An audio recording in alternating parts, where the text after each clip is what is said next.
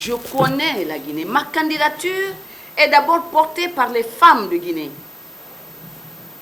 qui ont dit, docteur, ça fait des années que tu alertes, que tu proposes, que tu te bats pour la paix, que tu dénonces les insuffisances. On ne t'écoute pas. Pourquoi toi-même? Vous savez, je suis allée jusque devant l'Assemblée en plénière pour défendre ces questions-là. Les femmes disent, mais attendez, pourquoi toi-même tu ne vas pas te lever? Nous, on te fait lever pour la Guinée, parce qu'on sait que tu peux changer la donne.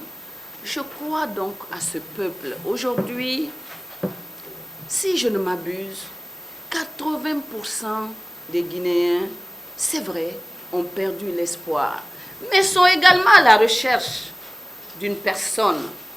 Et compte tenu de mon parcours, je pense qu'il y a quelques éléments qui prouvent que je suis quelqu'un qui aime son pays, quelqu'un qui peut travailler pour son pays, quelqu'un qui a les compétences pour réunir les Guinéens. N'oubliez pas que j'ai quand même réuni 1079 organisations de femmes en Guinée. C'est la plus grande plateforme, au-delà de l'appartenance politique, ethnique, confessionnelle et sociale.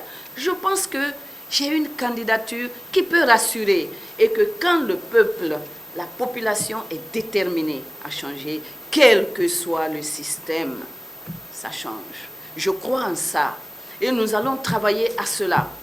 Je suis persuadée qu'au soir du 18 octobre, les Guinéens seront surpris. C'est possible. Attendez, tout le peuple ne va pas baisser le bras et continuer de subir. Et moi, j'écoute les gens. Je suis dans les marchés. Je sais que les femmes sont mobilisées. Elles vont mobiliser leurs maris et leurs enfants.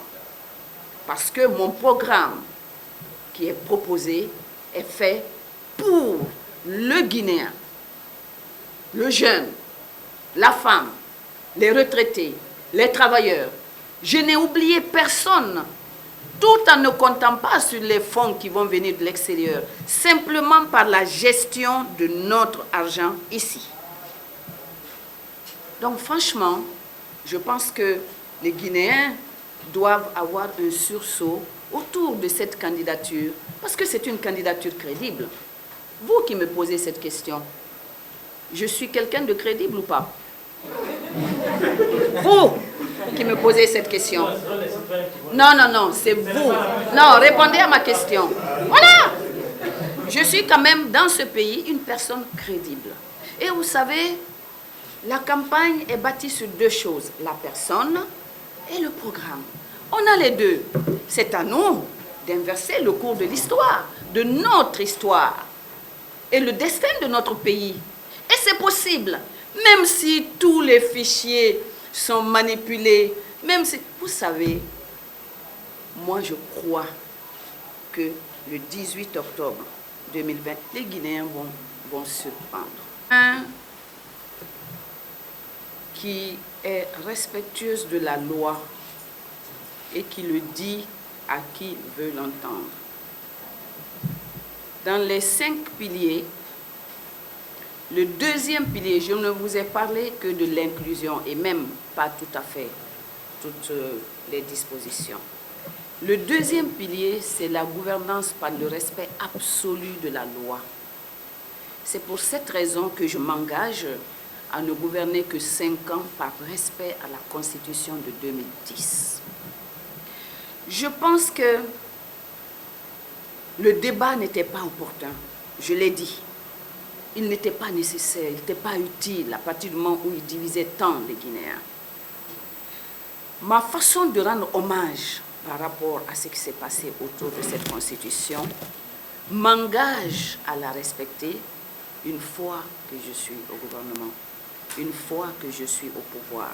C'est pour ça que j'ai conçu un programme sur 5 ans, pas sur 6 ans. La justice, je vous ai dit qu'on vous a distribué le programme. Si vous le lisez, vous verrez ce que j'entreprends par rapport à la justice. La justice, C'est le point faible de notre gouvernance.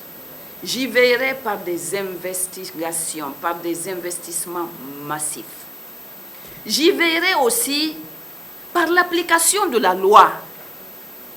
Et dans mon programme, je prévois l'économie sur la location globale de l'État pour indemniser les déguerpis de Koloma, par exemple, que je considère comme des déguerpis politiques, pour construire Koloma.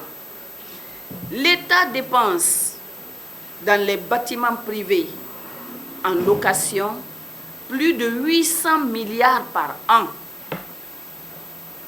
Mais attendez, notre pays est riche du bâti public. Il n'y a pas de raison qu'on mette autant d'argent pour louer des bâtiments privés, si ce n'est dans le but de détournement.